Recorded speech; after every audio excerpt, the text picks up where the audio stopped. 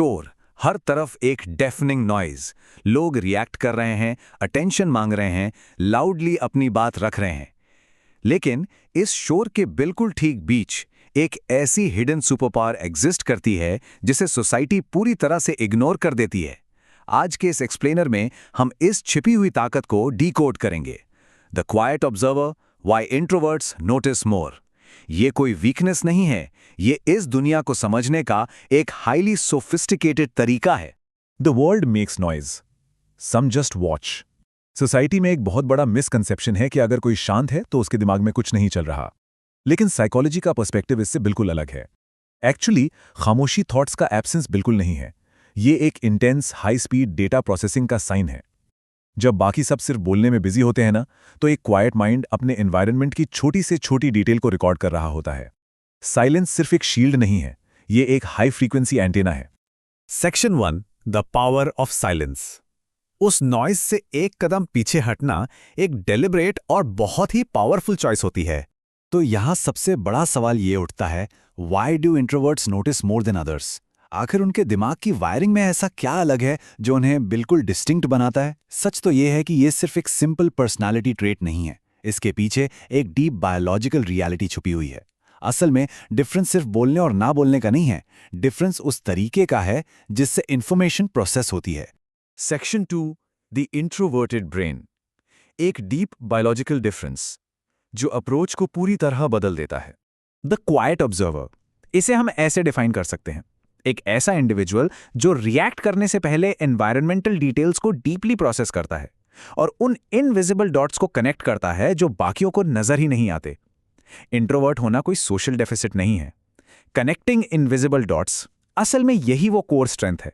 जब बाकी लोग कंप्लीटली इंस्टिंक्ट पर रिएक्ट कर देते हैं, एक इंट्रोवर्ट साइलेंटली उन डिटेल्स को इंटरनली लिंक कर रहा होता है जो आम आंखों से बिल्कुल छिप जाती हैं। इसे ऐसे समझते हैं, reactive chaos versus deep processing.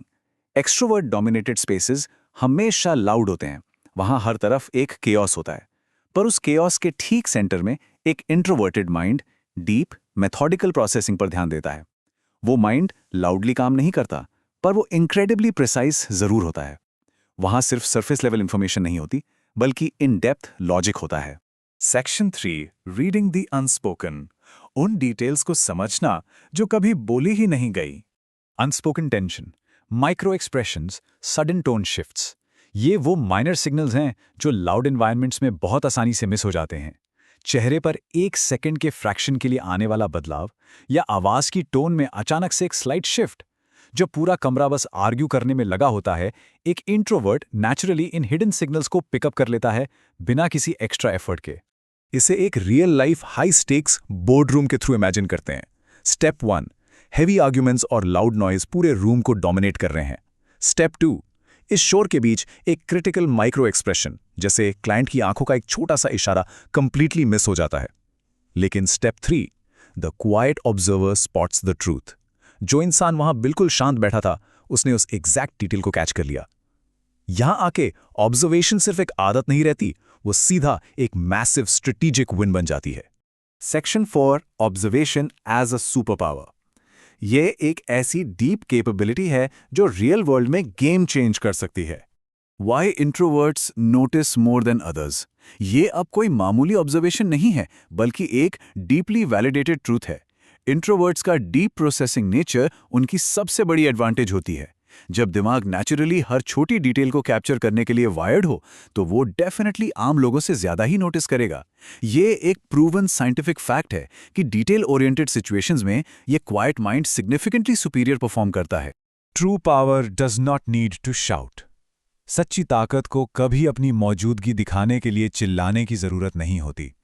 आज के इस एक्सप्लेनर का सबसे बड़ा और सबसे एम्पावरिंग टेकअवे यही है, इंट्रोवर्शन अपने आप में एक इनक्रेडिबल सुपर पावर है।